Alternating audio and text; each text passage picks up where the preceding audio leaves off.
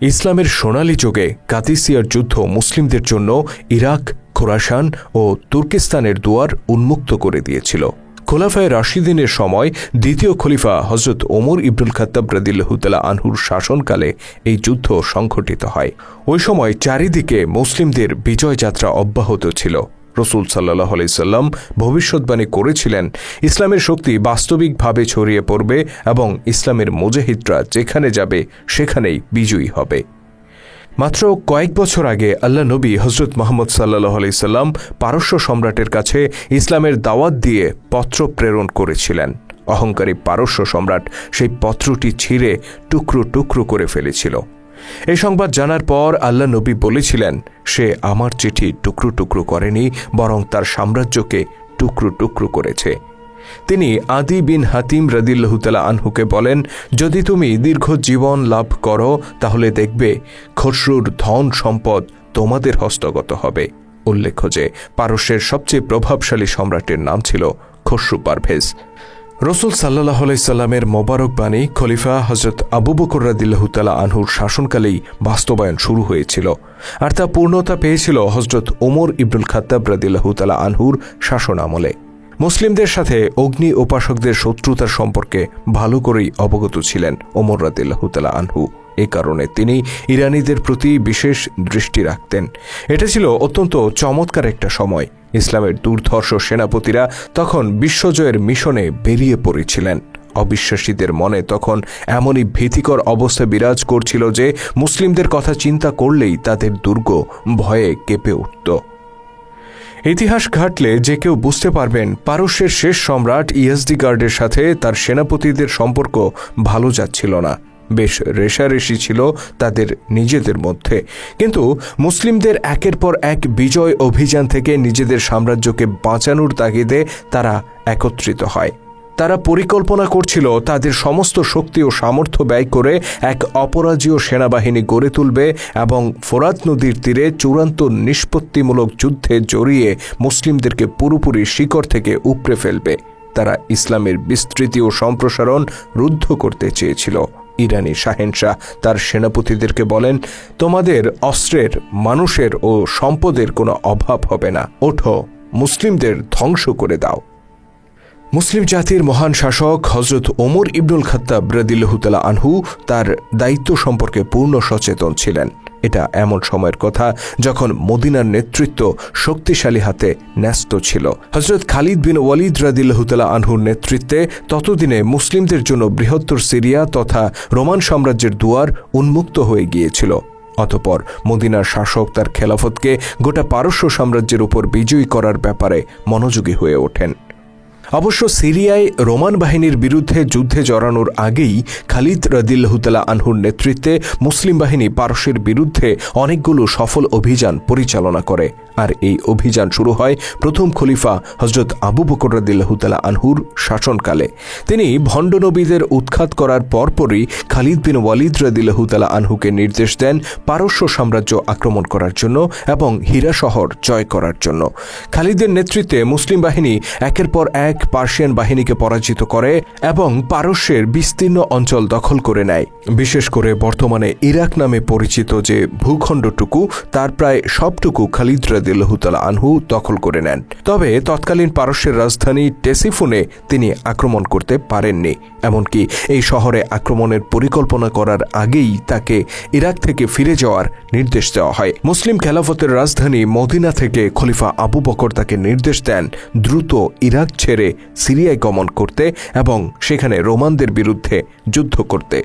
এই অবস্থায় পারস্য বিজয় অসম্পূর্ণ রেখে খালিদ রাদিয়াল্লাহু তাআলা আনহু তার বাহিনীর অর্ধেক সৈনিক নিয়ে সিরিয়ায় চলে যান এবং সেখানে আগে থেকে অবস্থানরত আবু ওবায়দা রাদিয়াল্লাহু তাআলা আনহুর সাথে মিলিত হয়ে রোমান সাম্রাজ্যের বিরুদ্ধে একের পর এক অভিযান পরিচালনা করতে থাকেন। এদিকে মুসান্না বিন হারিসের নেতৃত্বে ইরাকের বাকি অর্ধেক সৈন্য সেখানে থেকে যায়। খালিদ রাদিয়াল্লাহু তাআলা আনহু যখন ইরাক ছেড়ে সিরিয়ায় চলে যান, তখন পারস্য সম্রাট ও তার জেনারেলগণ নতুন করে পার্সিয়ান বাহিনীকে পুনর্গঠিত করতে থাকে।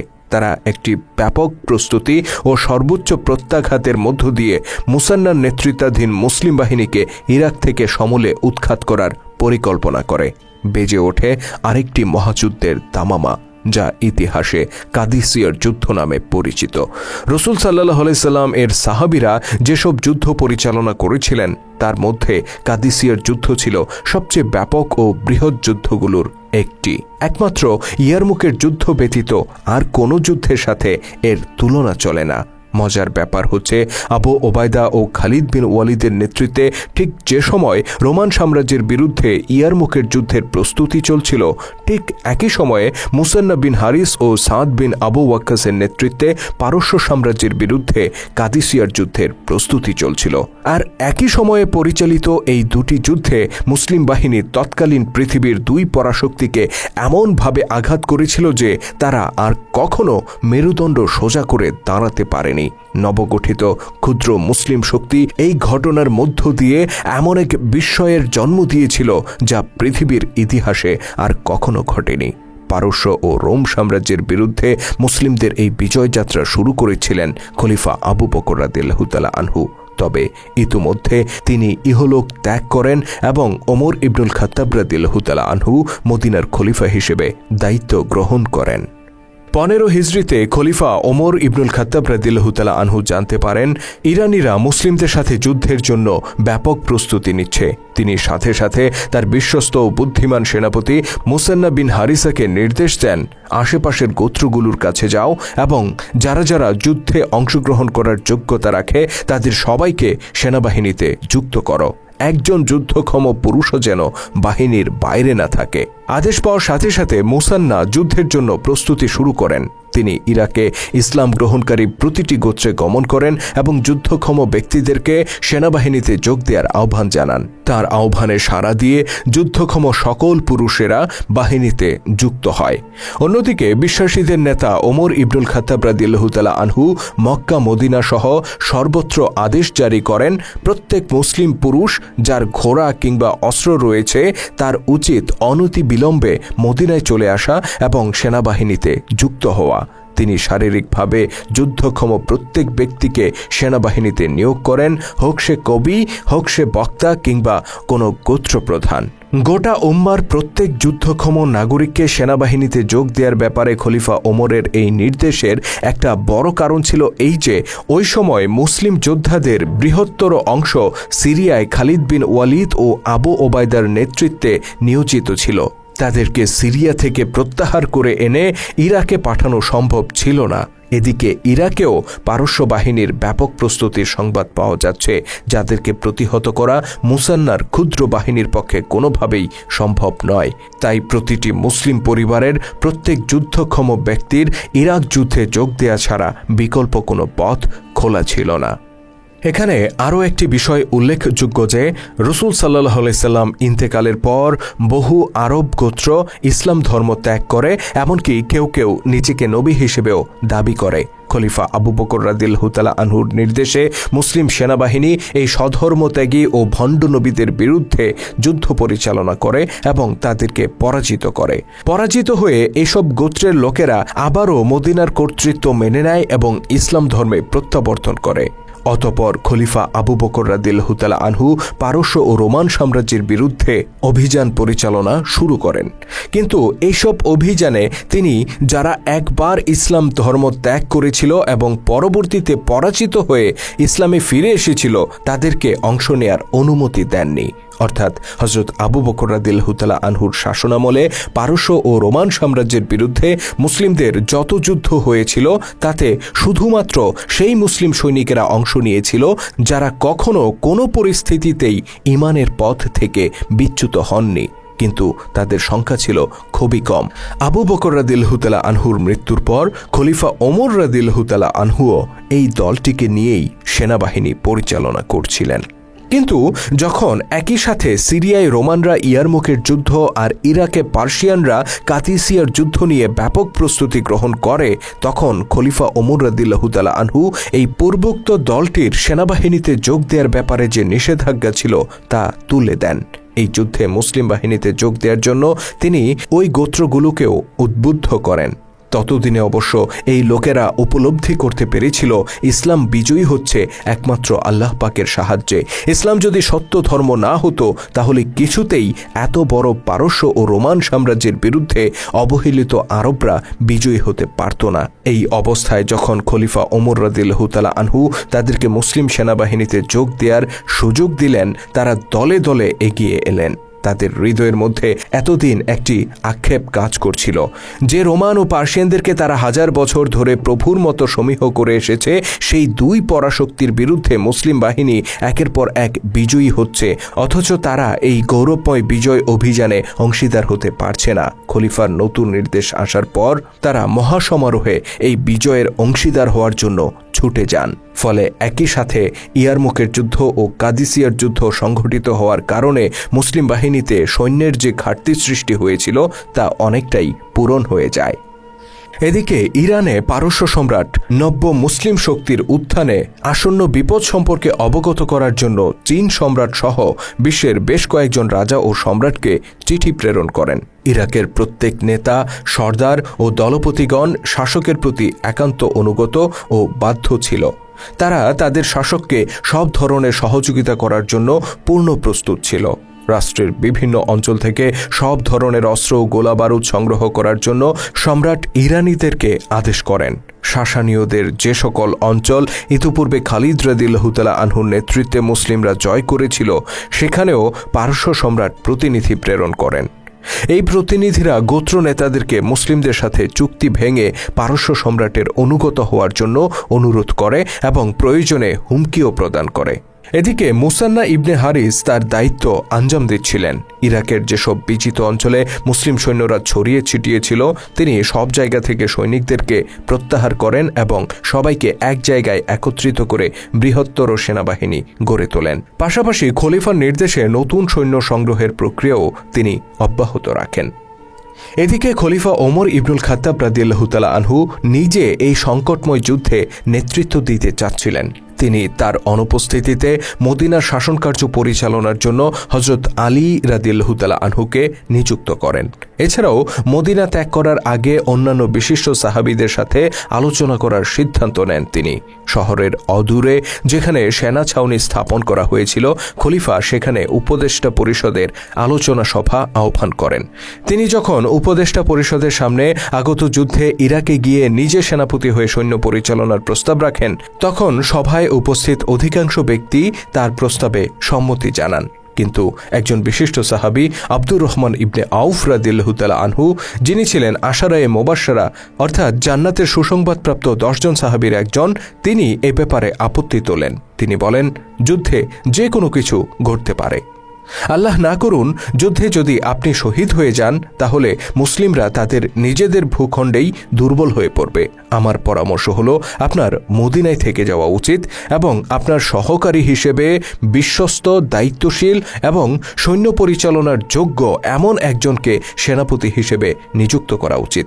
হযরত আব্দুর রহমান ইবনে আউফ রাদিয়াল্লাহু তাআলা আনহুর এই মতামত ছিল যথাযথ ও যুক্তিসঙ্গত, যে কারণে উপস্থিত ব্যক্তিদের মধ্যে নতুন করে আলোচনা সৃষ্টি হয়। অনেকেই আব্দুর রহমানের এই মতামতের পক্ষে সমর্থন জানান। এমনকি যারা ইতিপূর্বে খলিফার প্রস্তাবে সম্মতি দিয়েছিলেন, তারাও এবার আব্দুর রহমান রাদিয়াল্লাহু তাআলা আনহুর প্রস্তাবের পক্ষে হাত তোলেন। অগত্যা খলিফা ওমরকে এই প্রস্তাব মেনে নিতে হয়। এই অবস্থায় সবচেয়ে বড় প্রশ্ন হয়ে দাঁড়ায়, কে সঠিকভাবে মুসলিমদের এই বৃহৎ আর্মি পরিচালনা করতে পারবে? কে দেবে এই বাহিনীর নেতৃত্ব? উপস্থিত সাহাবীদের মধ্যে অনেকেই ছিলেন যারা সেই বদরের যুদ্ধ থেকে শুরু করে রাসূল সাল্লাল্লাহু আলাইহি সাল্লামের জীবদ্দশায় অগণিত যুদ্ধে অংশ নিয়েছিলেন। যুদ্ধের ময়দানে তাদের বীরত্ব ও সাহসিকতা নিয়ে কোনো সংশয় সন্দেহ ছিল না। কিন্তু তাদের সবাই বর্তমানে খলিফার উপদেষ্টা পরিষদের সদস্য হিসেবে খেলাফতের গুরুত্বপূর্ণ প্রশাসনিক দায়িত্বে নিয়োজিত।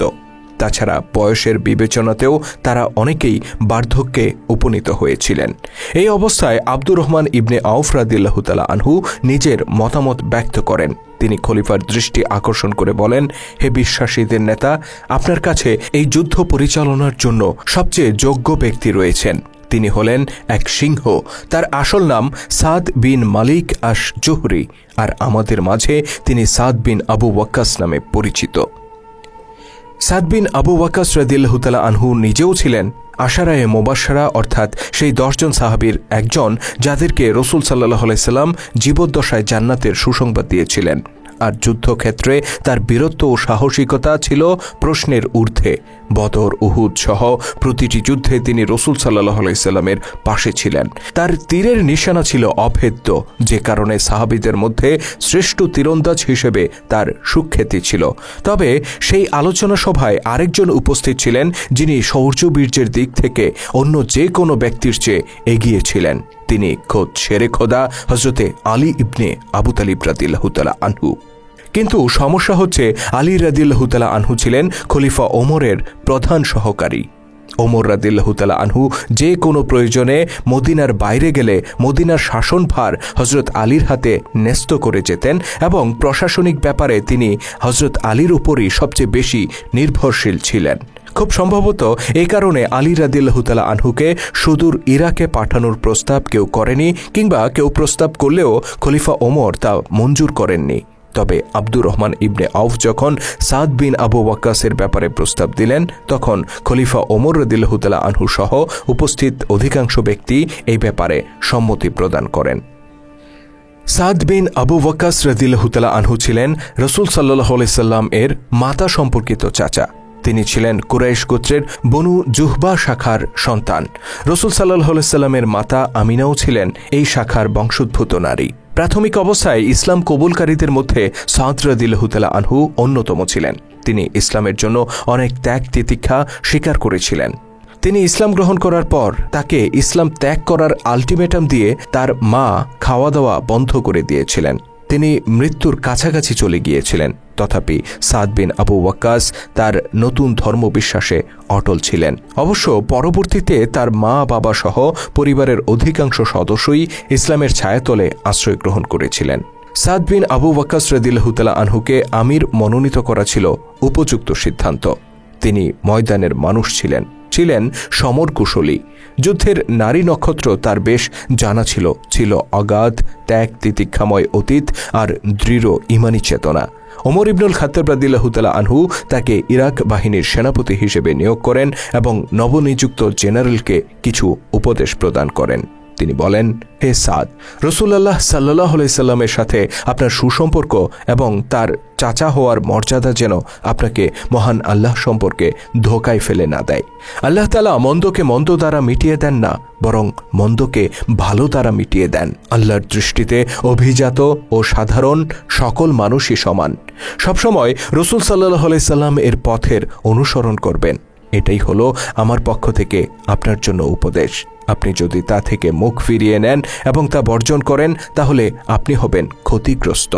সিরাত লেখকদের মতে ইরাক সফরের আগে বিদায়কালে ওমর রাদিয়াল্লাহু তাআলা আনহু পুনরায় সাদ রাদিয়াল্লাহু তাআলা আনহুকে আল্লাহর রাসূলের পথ অনুসরণ করার কথা স্মরণ করিয়ে দেন। ইরাক বাহিনীর নবনিযুক্ত সেনাপ্রধান সাদ বিন আবু ওয়াক্কাস রাদিয়াল্লাহু তাআলা আনহু যখন মদিনা ত্যাগ করছিলেন, তখন তার সাথে 4000 মতান্তরে 6000 সৈন্য ছিল।